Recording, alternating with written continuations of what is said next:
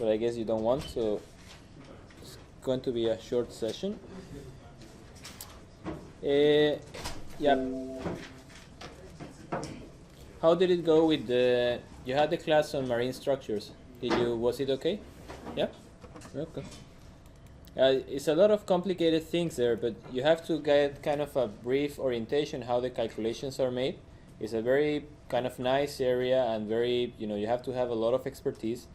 But also, we just want to get, yeah, it's running. So you just have to get a bit appreciation how it is done, and also just also to show you a bit the fundamentals that are required for that part, for those analyses. So we are now going to go a bit back on multiphase boosting and compression.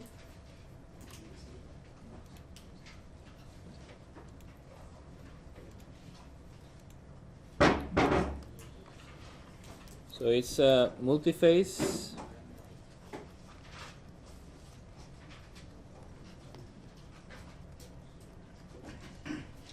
We're going to continue a bit to close this topic, okay, multiphase boosting, because I told you that it's very interesting. It's actually the most common case that we have, but the problem is the part on the modeling. Okay, it's a bit more challenging, and I will show you on the equations why is that. You can still make the calculations, but it's a bit, it's a bit more in depth, and I don't think we have enough time. We are just about to, in the following weeks, we are going to close the course, so it will be a bit too much. But we will use the case of dry compression to show some of the aspects that have to be considered when you have multiphase boosting.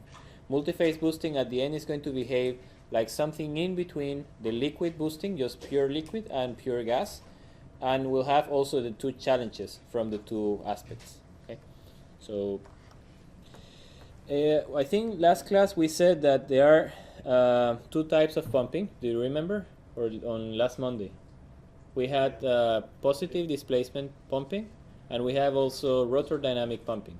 Okay, and inside rotor dynamic we had also three types. What were these three types? Radial, mixed, and axial. Okay, radial, and that depends on the impeller. Then you have mixed flow, and then we have axial flow. Okay. And yeah, how they look like, if you see it from the, I think we had some pictures someplace.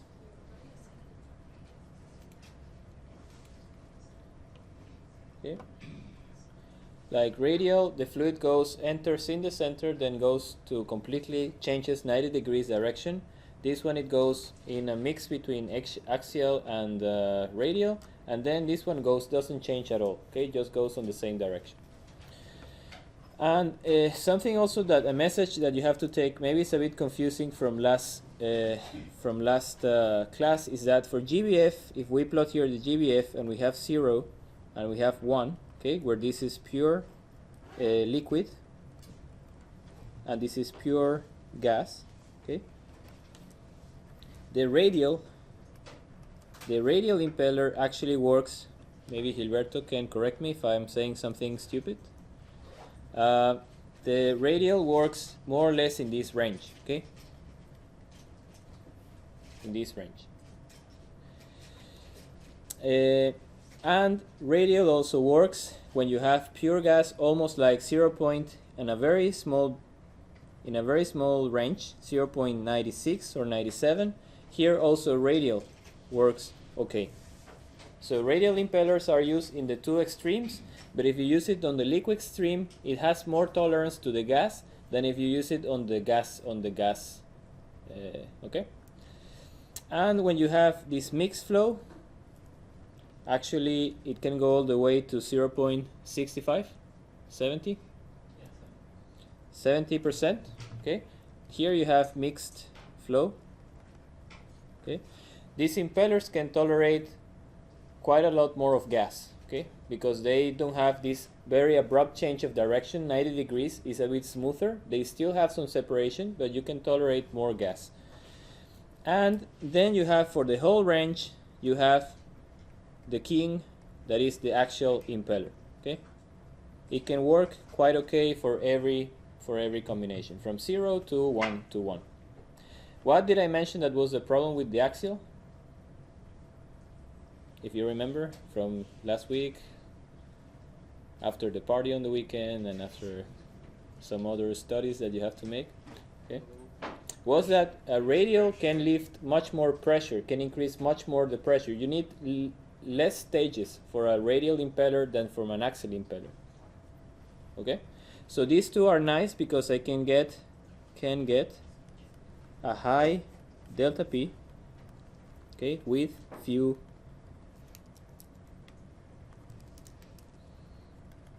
stages. And remember what was a stage? I told you you have to acceleration of fluid and then you have recovery of pressure. Increasing kinetic energy, then changing kinetic energy to potential energy. Then again, repeat the same process over and over. And then here on an axial impeller you get less delta P, so that in consequence you have to increase the number of stages.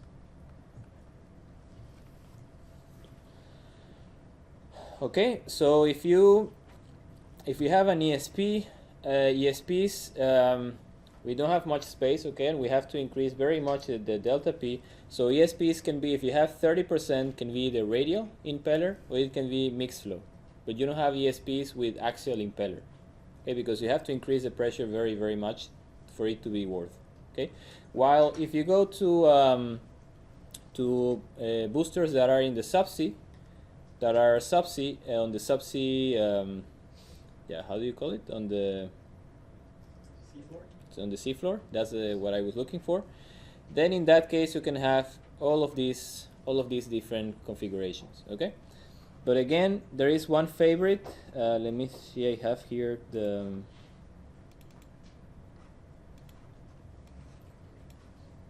Okay. These are all the, maybe it's a bit outdated. We took it from a recent presentation. Okay. 53 subsea pumps in 23 locations in the world. So why do you have more pumps than locations? Anybody has an idea? Either because we need 2 pumps, okay, or more, to lift the pressure. We need to divide. Okay, one pump is not enough to kind of use or to process the whole rate. So we need to have multiple pumps. Okay, so we have pumps in parallel or boosters in parallel. Okay, and we have also spare boosters. Okay, boosters are very critical. If for example, for some reason one of them fails, it's a rotating machinery, and is because of that, when something rotates, there is friction, there is today the English is kind of it's causing wear, okay, and then when you have wear, then you can have a failure.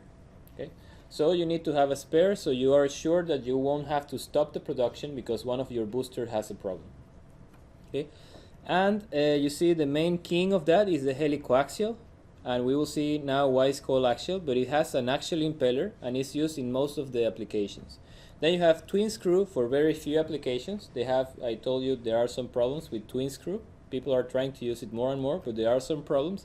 And then you have centrifugal, which is kind of centrifugal and mixed impeller. And really there are not many, and these are for GBF less or equal than 0.67. I think that's the highest that we have in. I also uploaded last week a poster. Have you seen it? Yeah, on its learning.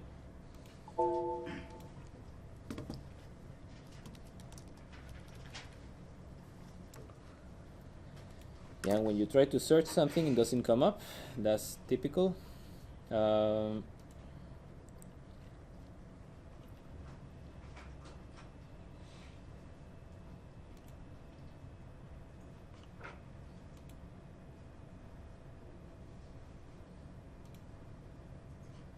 I think I put it for today, maybe. Yeah. And here you can see it's a very nice poster. It's available for free on the web, and you can see exactly what pumps are installed, where are they installed, what is the range of pressures, okay? And you can see exactly what kind of pump it is. Even you can get for some of them the number of stages, the manufacturer, etc. Okay, so this slide was made based on that poster. Okay, and these are really, there are a few that have more than 40%, but all the rest is maybe between 10 and 20%. So they really have very small amounts of gas. So the helicoaxial, I think I showed a picture, but I didn't explain enough how it looks like. These are the locations. You can see it on the... Okay, that's how the helicoaxial looks like.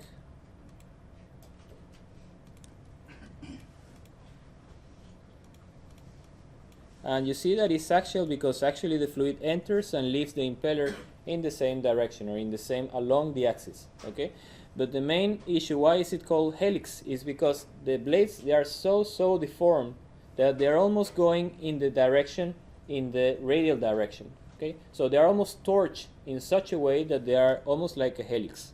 Not much, because the fluid has to go out someplace, but they are almost like that. And that's a way to avoid separation of fluids in one impeller stage. Okay, and then you have the diffuser, where you have an expansion and then you recover pressure, and then you have multiple of these stages. That's actually what is shown here, and this is the king and the favorite option to do multiphase booster nowadays. Helicoaxial. And yeah. Another principle that is used for GBF, for wet gas compression, for GBF greater than 0.95, is called wet gas compression.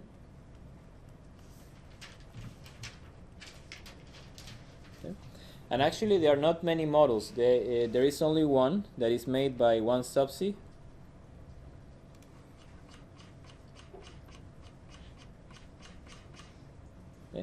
That it looks like that, and it's working on a slightly different principle. You see it's axial, again, because that's what we prefer for to avoid problems with separation and with problems with liquid inside, but it's actually a combination of axials. But the important thing, or the interesting thing about this, is that both are impellers. You don't have a diffuser. The impeller has some pressure buildup. The impeller is causing some diffusion inside each impeller, okay, through each impeller. And the impellers are rotating in opposite direction. You have here one impeller rotating on this direction, and the next impeller is rotating on the other direction. So it's called counter-rotating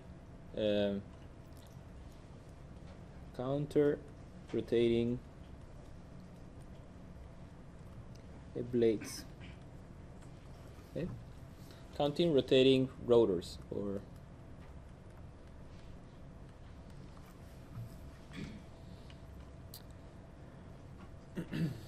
and then some other technologies. So we have helicoaxial pump used for the whole range, but it's preferred for applications where you don't have too much gas, okay, that is not dry gas. If you have wet gas, then you have this wet gas compressor. And then you have one more that is also installed in only one place in the world, that is in Osgard. That is a dry gas compressor with separation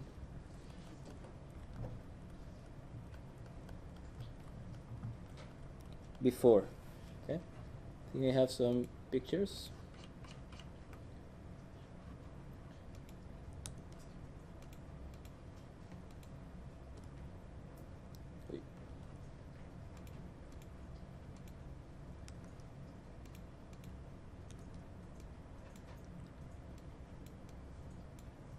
I think it's better before going to this one that is a bit more complicated.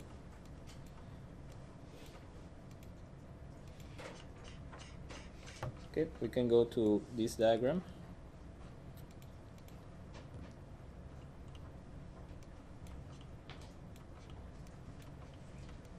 Because I told you separation enables to use, you don't have to use a multi-phase machine. okay? But you can use just a single phase machine if you put some separation before. So you see you have the fluid coming from the wells, from the main pipeline, and then you have a cooler that is just causing that the liquid comes out of the gas, okay, it's condensing from the gas. And then all the liquid, you have this scrubber, which is kind of separator, but it's made for high gas content, okay, for a large amount of gas. And then the liquid, you take it separately through a pump, and the gas, you take it to a compressor. And then you mix them together at the end, okay? Why in this case do we need these coolers? We are going to talk about that when we talk just now in a few minutes about compression. But basically, when you have a gas, the main difference is that when you increase the pressure, it's going to tend to increase the temperature, okay? And high temperature is really bad for all the downstream equipment. It's bad for the compressor, and it's bad for pipelines, it's bad for everything else. So we want to keep the temperature in certain control, in certain range. And also, temperature causes that the compression takes more power, okay, takes more energy. So we want, if we reduce the temperature, then we're able to compress in a more efficient way. So this is how the diagram looks like. It has a lot of equipment on top that we are not going to discuss. We don't have enough time. But just here to show you how it looks like from the diagram to kind of real life. So this is the cooler, and you see that it takes much of the space in this machine. So why is that? This is the cooler, okay? You see that it takes a lot of space. If you see the compressor, here you have the pump, here you have the compressor, okay? But you see the cooler, they're taking quite a lot of space. I guess it's designed with seawater. It's used, okay, the cooling fluid is outside and is the seawater, okay? So why does it have to be so big? Because it exchanges that. Okay. You need a large surface area. Yeah. Well, because the H, in what we saw before, the H is very small. You're not forcing, or you're not having kind of, this is called, I think I told you before, right? Forced convection or natural convection. You're just having natural convection on the outer part. Then you need to increase very much the area, the exposed area, so you can increase the heat transfer. Okay? But it's really quite huge. So there are many other alternatives, many other people that have proposed they go to the market, mixed, they have axial and then they have mixed, etc. But this is actually what is in use now at the moment. Okay, if you already have this knowledge, you already know in which range you might be. Okay, but really this is what is now in the market, besides the twin screw pump. So let's talk a bit, focus a bit about dry gas compression. Okay.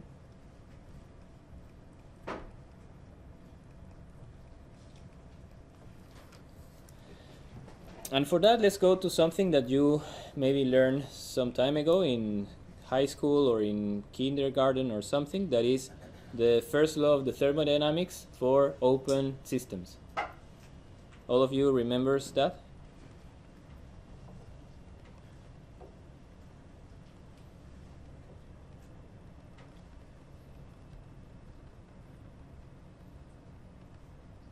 For steady state open systems.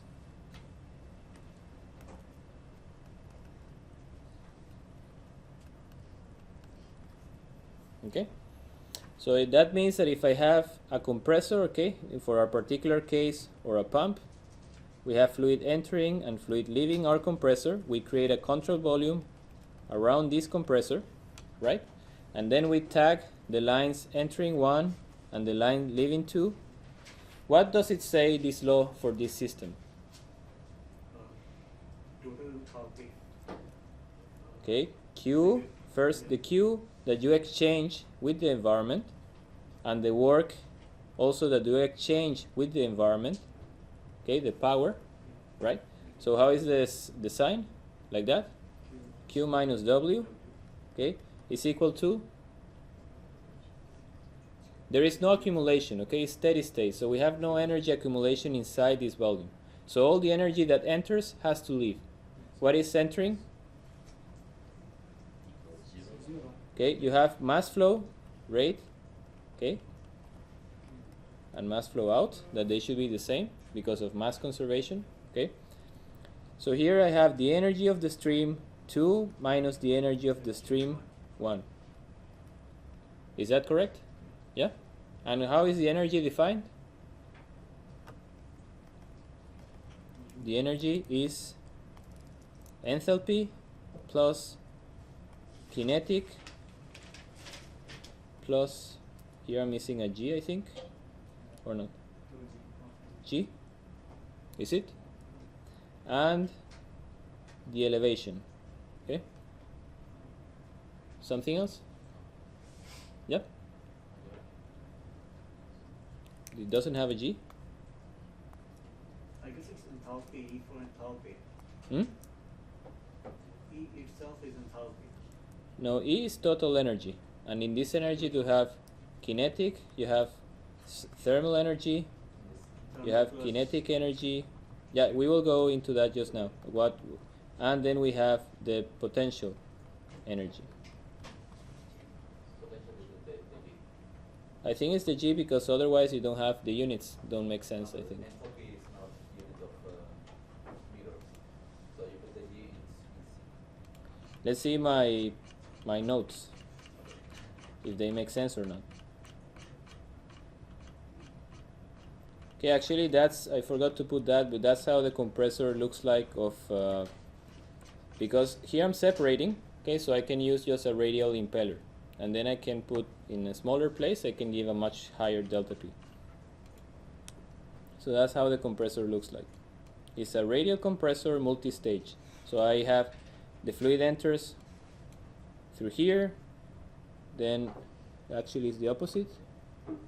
The fluid enters through here, okay, through the center, goes out, then is redirected to the next stage, goes out, redirected to the next stage, goes out. 3 stages only on this compressor.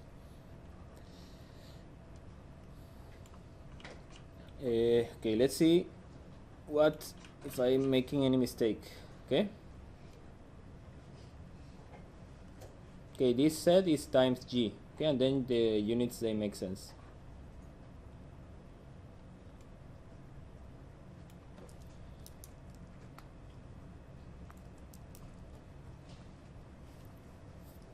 Okay, but then you usually can, if this is very high, usually the changes are made in the energy are in the enthalpy. Okay, they are not in the kinetic or they are not in the potential. Usually the height of the inlet and the outlet, they are more or less in the same place. So this we can neglect.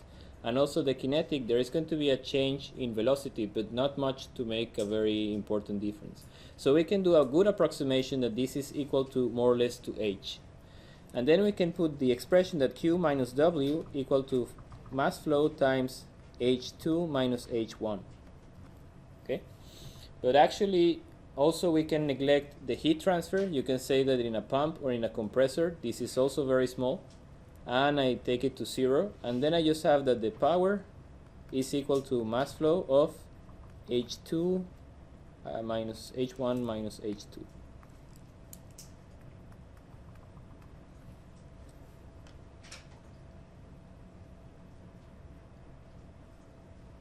Okay, yeah.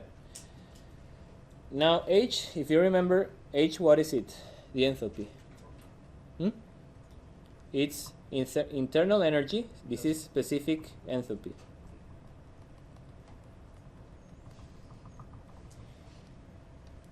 U plus P times specific volume, okay? Or U plus P over density, right? So let's put that here just to see how it looks like.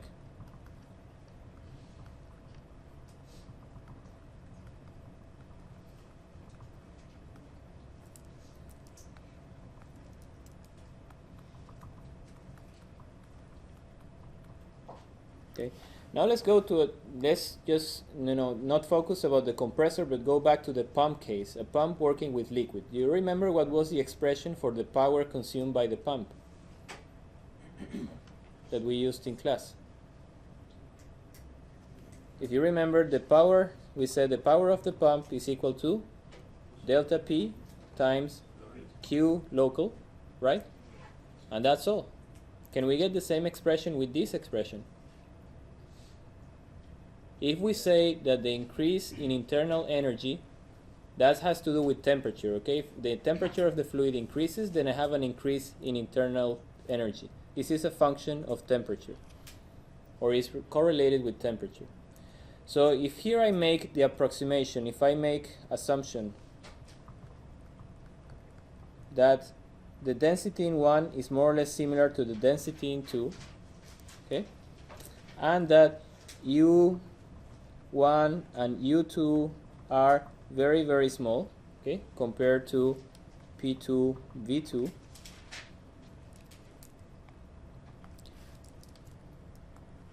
then this equation can be simplified to W equal to times P2 minus P1, right? And this is exactly the expression that we were using for a pump. Okay, if you divide mass flow by the density, that gives you the local flow rate.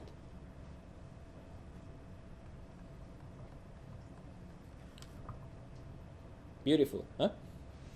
You get to the same thing with the same law. So this, it doesn't fail. Thermodynamics doesn't fail, no matter where you're applying it. Okay? But now in the case of the compressor, the thing is that the pressure is increasing, but also the temperature is changing. Okay? And we will see just right away why. Okay? But the main problem is we cannot neglect these two. We cannot make this approximation like what we have done here for the pump. Okay? And for that, I think I will try to do the explanation using the methane chart. Okay, we if it's a dry gas, or if it's a dry gas, it will have many other components. Okay, ethane, propane, etc. But we can approximate that mixture like methane. Okay, let's say it has 97% methane. Okay, so we can say the mixture behaves just like methane. And luckily, there are people that make the plot of the thermodynamic properties of that mixture. Okay, so we have here for methane, we have pressure and enthalpy. And enthalpy we need it because we want to calculate the power that we need to compress. Okay, so let's take that plot.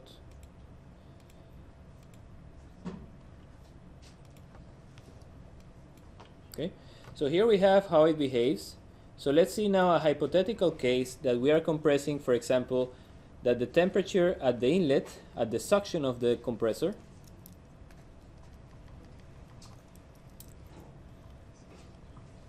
it's equal to 70 degrees Celsius. We are assuming that, let's say, maybe the reservoir temperature is 100, and when it's flowing through the well, flowing through the flow lines, it reaches to 70. Okay, that's an assumption. And then that the pressure at the inlet, let's say it's how much? 50 bar, for example. Okay, so now let's locate that point in this diagram.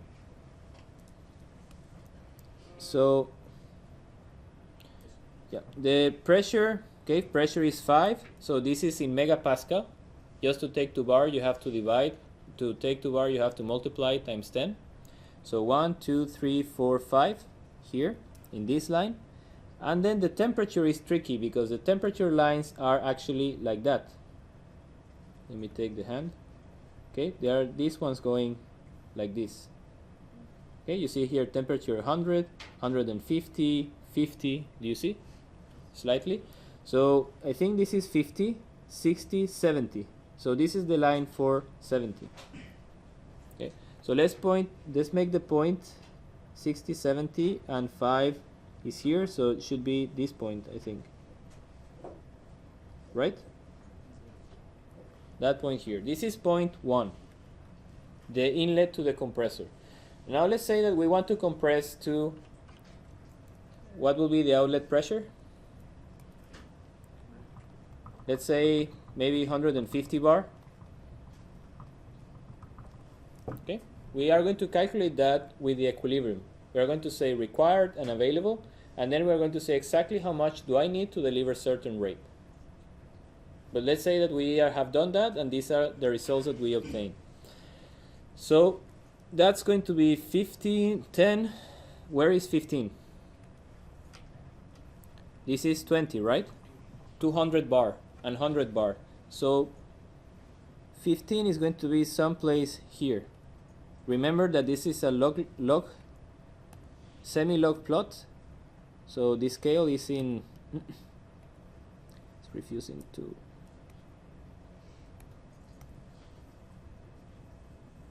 Okay, this is 150 bar. Okay, so it's going to be someplace in this line.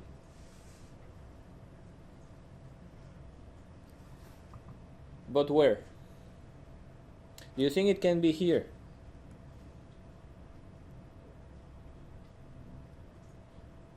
Why not? Could I have a reduction of enthalpy?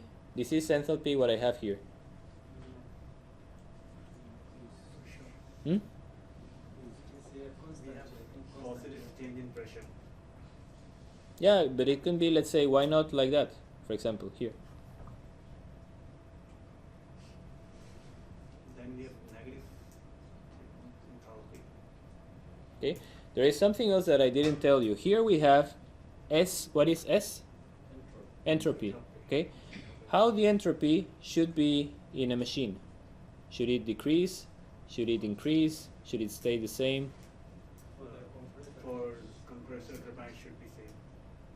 The same? Isentropic. Are you sure? So you Hmm? have Okay. If isentropic, what does it mean? That there are no irreversibilities. Okay. No losses, no friction losses. Everything is ideal. That I'm just taking in the least amount of work to compress from this point to this point. That everything is perfect. That's the smallest amount of work that I need to do to compress from 5 to 150. Okay, and if you see these lines S, they are in this. They have this shape. Okay, so the smallest amount of work that I can do to compress from 50 bar to 150, it's here. So this difference is the ideal compression work, ideal compressor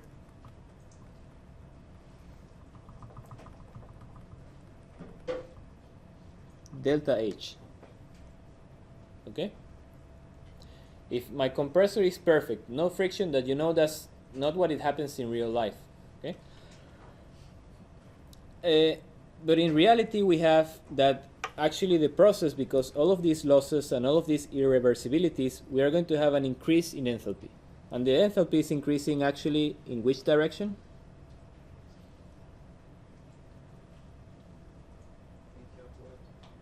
One, two. Okay, it's increasing on this direction, right? No.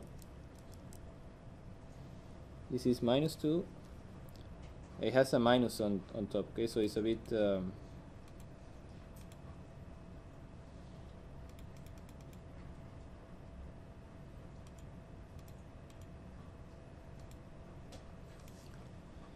Where is the hand tool?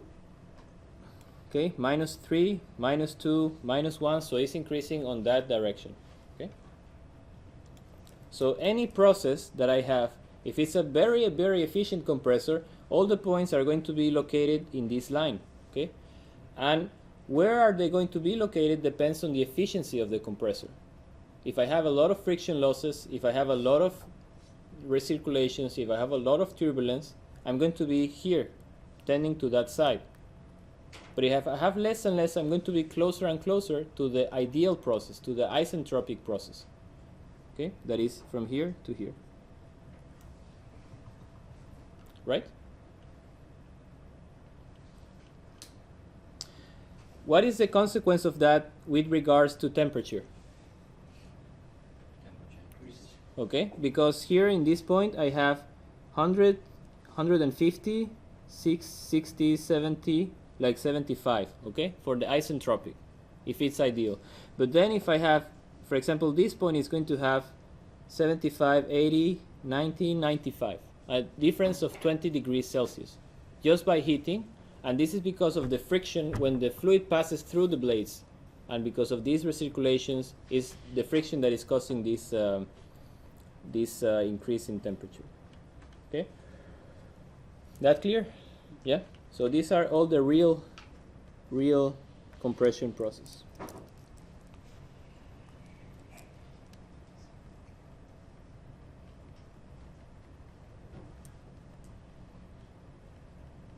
Okay.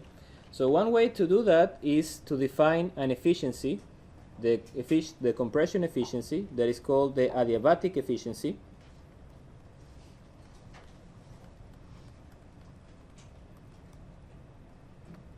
when I'm relating the work, the actual or the real compressor work, I relate the actual compressor work to the ideal. Actually, it's the opposite, right? The ideal. Which one is bigger, the ideal or the real? Huh? Ideal. Ideal. Sorry, actual is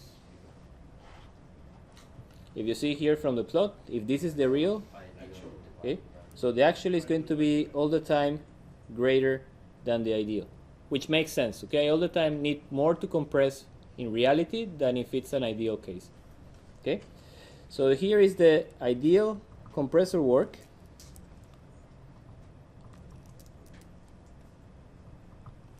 And real compressor work.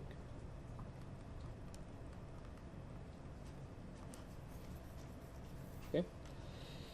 And or in other words, that also can be expressed like delta H if it's isentropic and delta H if it's real for the real machine. And here you have H 2 minus H1, H2S divided by H2 minus H1. So that's one way to express the efficiency of the compressor. Okay.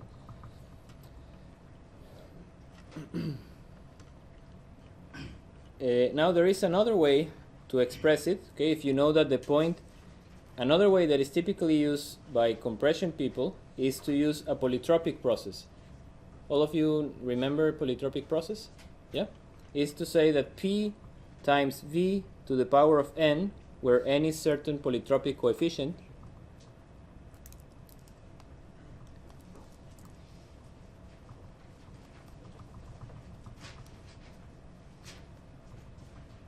okay, is equal to a constant. Okay, that's a polytropic process. And then you can change exactly, if I want to get exactly to this point, I can change the n, so I will end up here, or I end up here, or I end up here. I can change the n exactly to get exactly to end in the point where I want, the point where it was measured. And this is a better approach than to use the adiabatic efficiency, to use this polytropic exponent. Okay, like for example, I have plotted here for you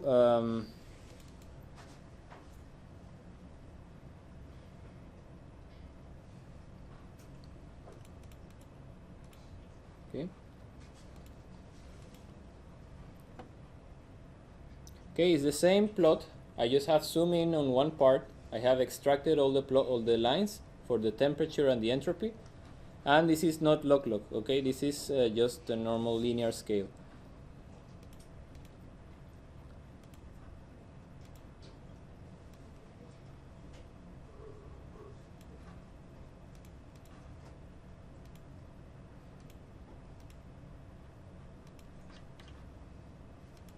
Okay, I'm just doing a zoom in this region. I'm just, because here I have a lot of areas, the saturation area, I have the liquid area, I have the vapor. So I'm just making a zoom in this region. And I'm just putting it in the plot that is here. Okay. So here is the 550 bar at the inlet. And then I have the isentropic should be here. So this should be the delta H isentropic. And this is my real delta H. And this point is the one, this line is the one that is modeled with this n exponent. That gives you exactly that exit point and exactly that temperature with exactly that adiabatic efficiency. That's just a trick, but you will see it's a very useful trick just in a moment. Why do we model a compression using a dry compression process using a polytropic exponent? One question for you. This, so I can be sure that the fluid is following all the time this line. What do you think? Is the fluid, when it passes through the machine at any stage, I can say that is here is following exactly this line? No? Why not?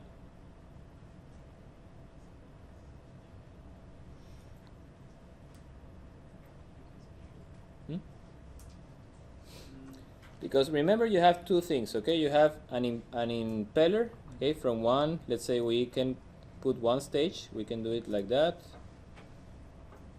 Okay, this is the impeller. And then we have the diffuser.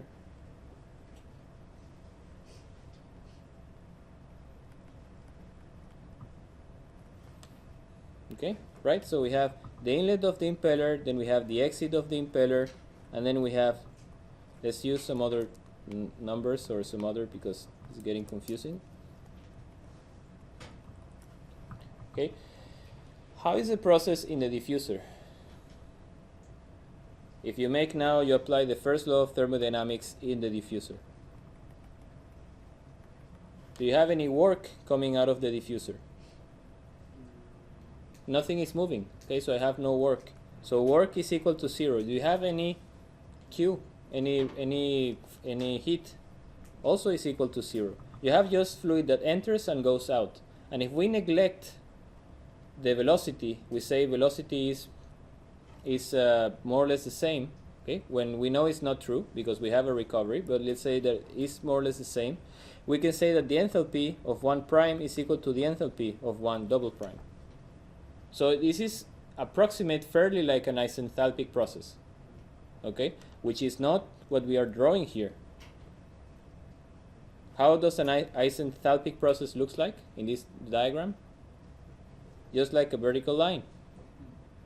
So how does a compression stage looks like? Okay, if we say, and this is real data, okay, we say that we have 3 stages. This plot, if you see, we have 3 points, 1, 2, and 3. Let's put 1, 2, 3, and 4. This is the outlet of the compressor, and this is the inlet of the compressor. Okay, and here we have the exit of one stage, impeller and diffuser, impeller and diffuser, and impeller and diffuser. If we say that the RP of each stage is constant, okay, that means that pressure at the end of stage 1 divided by pressure at the inlet is equal to pressure at the end of stage 2 divided by the pressure at the end of stage 1 is equal to the pressure. How many stages do we have? 3? 1, 2, 3. Okay, 3 only. Yep. Inlet, the end of first stage, the end of second stage, and outlet. So we have here P outlet divided by P stage 2. Okay, and this is equal to a constant, RP. That's what I have plotted here. So you see that if you want to have in the diffuser a very close to isenthalpic process, you have to have the actual process looks something like that.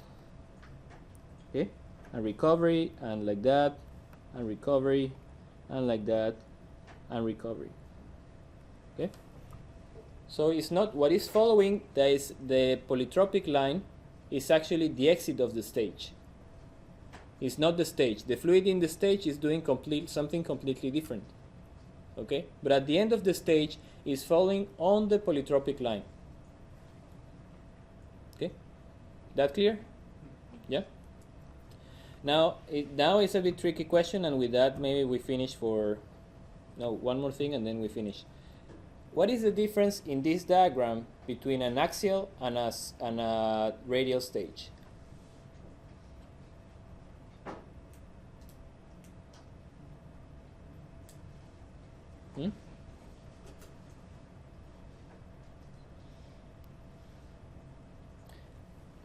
It's a bit, it's a bit difficult. If I want to get the same delta P, let's start with that. If I want to get this delta P from 50 to 150, what happens? I told you that the axial is doing I need a lot of stages to do the same delta P. So what happens? This is very flat, right? If it's very flat, then it will take more and more stages. If this, on the other hand, they were like that, okay, then I can reach much quicker the upper pressure. Okay, so an axial stage, this evolution in the impeller looks much more flat than for a radial stage. On the radial stage, it looks a bit up. You have, because the radial stage, you have both increase in pressure and in kinetic energy. Okay? In the axial stage, you have almost no increase in pressure. You have just kinetic energy. Okay? So I can reach much quicker if I have a line like that, inclined. I can reach much quicker from this pressure to this pressure than if I have a line that is mostly horizontal. Then I will need a lot of stages. Right? Okay.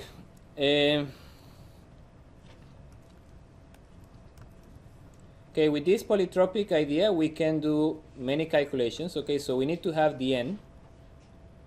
Okay, if we have the n, then we can know exactly what will be the conditions at the outlet, and we can, already predict. If we have the conditions at the outlet, we can calculate the enthalpy, and if we have the enthalpy, we can calculate the work. Okay, that's the basic logic. What happens when I have a multiphase mixture?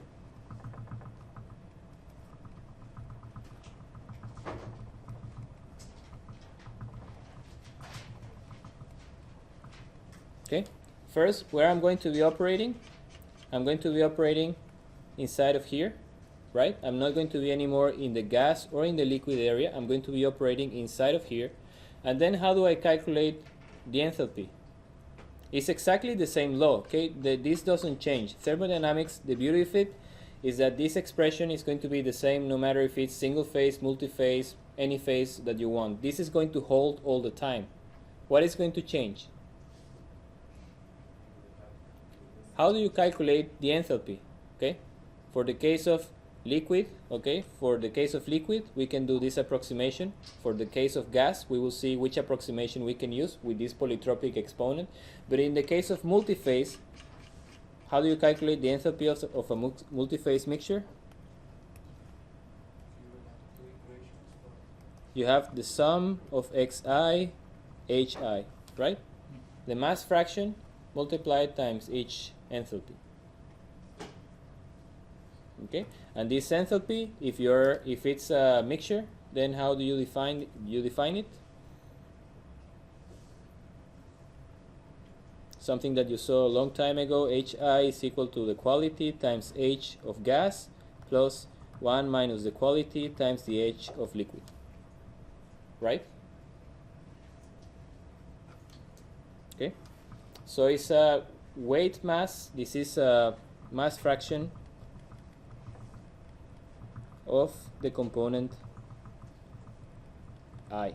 Okay, then you have to calculate the mass fraction of methane, of ethane, propane, of every component. You have to calculate each enthalpy, and that's how you calculate the enthalpy of the mixture, taking into account the gas phase and the liquid phase. Yeah, I think that's it's already 5, so we have to close the session, right? Otherwise, they're going to kick us away. Any question? And how do we get to the N? The N. That's a big problem, okay? How do we get the N? We will see later. So this N is very practical because it can define, actually I'm going to give it right away, okay? The expression T2 over T1 of a polytropic process is P2 over P1 n minus 1 over n. That correct? Yeah? Okay. So this is for a polytropic process.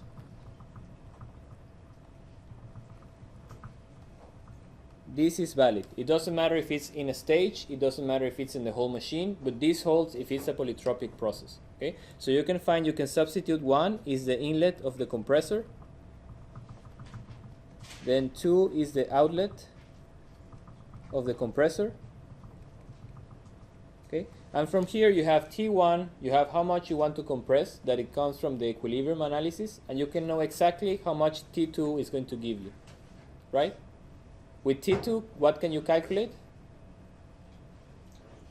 You have P2, you have T2, and you know that it's a dry gas, so you have enough to calculate all other thermodynamic properties. You can calculate enthalpy, you can calculate whatever you want.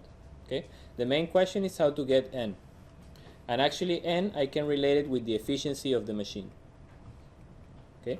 A very bad machine, okay, is going to have, or a very poor efficiency machine is going to have an N that does like that. A very good machine is going to have an efficiency that is closer, a behavior that is closer to the isentropy. Okay, and we will talk about that later, but next time. Okay.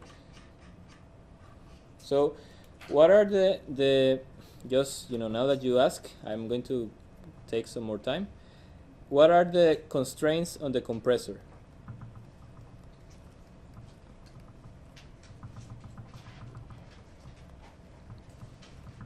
I told you if we can take an analogy with the pump, what did we do when we didn't have a pump diagram? What kind of constraints did we take into account?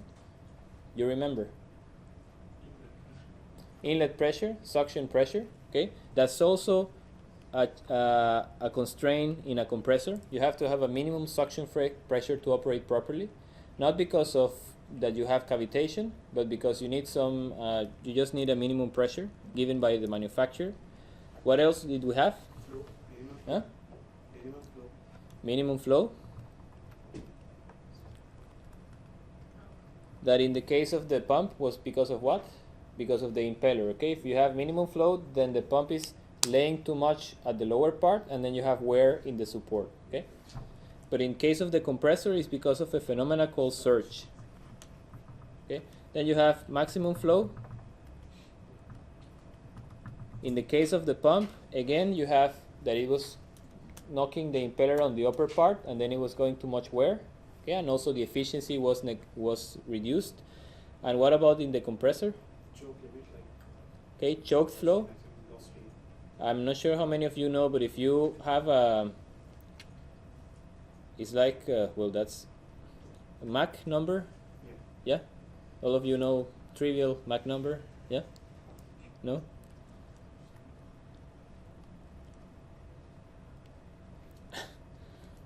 Yeah, we can talk about that. Just leave it for next class. I think that's going to be. But the thing is that you cannot, no matter what delta P you put on, if you have a restriction, okay, no matter what delta P you put, you will have a maximum rate that can pass through that restriction, okay. No matter, it comes a point you reduce delta P, you increase delta P, increase until it comes a point where it stabilizes at some value.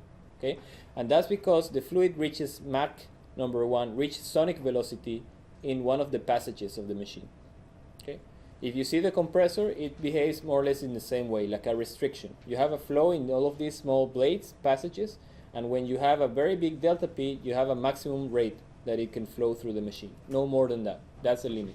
So that's because of sonic flow, you have choked flow, or sonic flow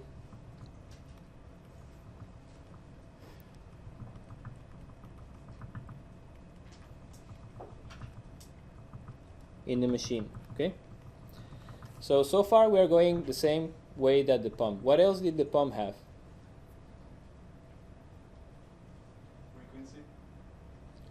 Yeah, frequency, but for our case, yeah, we still have some frequency, but what was more important than frequency? Power.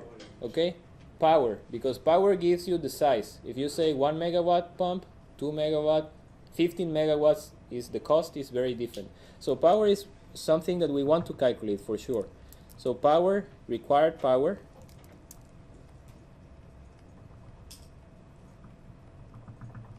okay. What else? I think that was all for the pump, right? We had more or less frequency, flow, P suction, no? We have temperatures. For this case, temperature is important. For the pump was not an issue. We assume that the temperature is more or less the same. For this case, the temperature is increasing. So the temperature at the outlet is an issue. It's something that we have to take care of. Why? Because of integrity of downstream piping. Okay? If you put the piping at high heat or a high temperature, it's going to have less stress, less resistance, okay, and it's going to create corrosion, it's going to create some other issues. So in general, you want that the temperature has to be less or equal to 150 degrees Celsius because of that. Then there is some other thing that also, if the temperature is too high, then the seals, remember that the compressor, they have a seal because they have a high pressure fluid inside that this fluid cannot go out. So it has a system, and it has also something that rotates. So it has some seals that are fixed on this rotating axis. So the seals, the integrity of the seals, and that depends, but usually has to be also less or equal to 150 degrees Celsius. It doesn't operate well if you are above that. You have a detriment effect on the lifetime of the seals. And one last thing is that for hydrate inhibitors, okay, remember that this gas, after the compressor, there is going to be a long pipeline or a long transportation pipe. It's going to cool, and then when it cools, it's going to drop liquid out. Okay, if this liquid is water, we might have hydrate problems. So usually what is done, that they inject hydrate inhibitors. But I think I'm not sure if you remember, but it was a long time ago. For the inhibitor to work, it has to be mixed with the water. What happens if the temperature is too high that you evaporate the inhibitor? So then it doesn't have any effect. Okay, so that to avoid evaporation,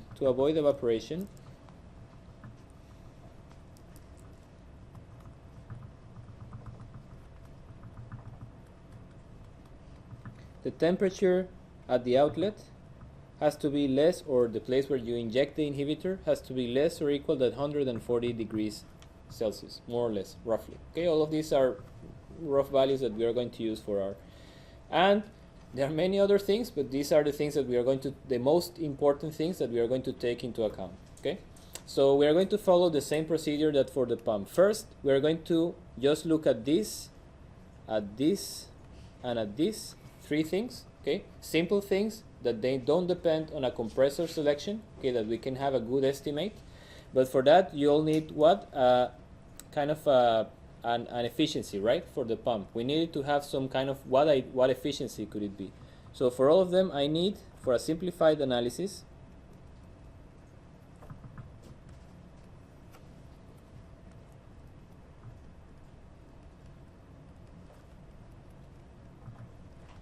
and representative efficiency or average efficiency.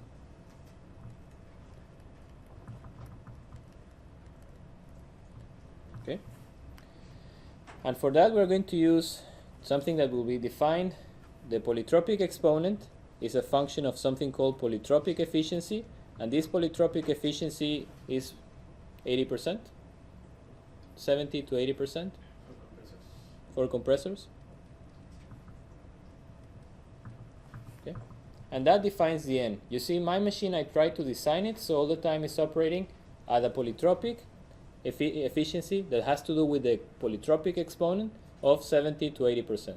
Like in the case of the pump, we assume 70%, I think. Okay, so that's an average value that actually is going to depend on the performance of the machine, but if we don't have anything else, that's roughly a good assumption. And then when we have a detailed analysis, we are going to do also the same, or you are going to do it in your homework. Okay, then we are going to look into these things and on the frequency also of the compressor. Okay, then we are going to look all of them plus these three things. I think this is getting confused, right? These are the things that then I go back home and I see what I was writing and nobody told me anything. I think everybody's asleep and you have to stop me, say, you know, it's a mess. Say, it's a mess. Okay, any questions? No? So tomorrow we are going to first say how do we calculate power using the polytropic, this polytropic efficiency, and how we're going to calculate, well, outlet temperature already gave the expression, okay? So it's just this expression. And then we're going to do the case of Snow White to calculate how much do we need, and then I'm going to show you more or less how do you use the compressor maps. How do you see if your points fall inside the compressor map? And then you're going to get a homework to work on. Yeah? Okay, thank you very much.